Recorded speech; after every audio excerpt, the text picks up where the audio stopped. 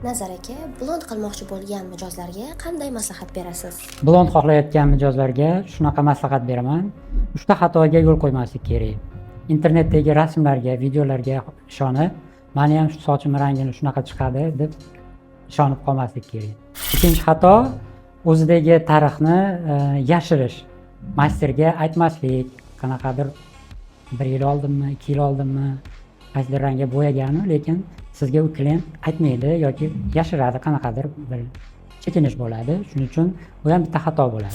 Uchinchi eng asosiy katta xato bu klient sochini bir necha yildan beri qoraga bo'yab kelib, bir kunda kelib blondinka bo'lib chiqib ketaman deb o'ylab kelishi ham bu katta xato.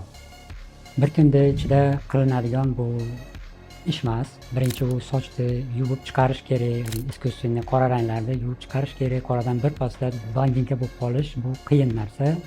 Bo'ladi, lekin chiqarish mumkin, blond qilish mumkin qora rangdan. Lekin asta-sekin etap bilan qoradan qanaqadir bir korичневый, rusiy ranggacha shikast yetkazmagan holatda chiqarib berishim mumkin. Undan keyin soch ozgina dam olgandan keyin qanaqadir bir texnika прият осветлениyalar qilib, blondinka qilib berishim mumkin.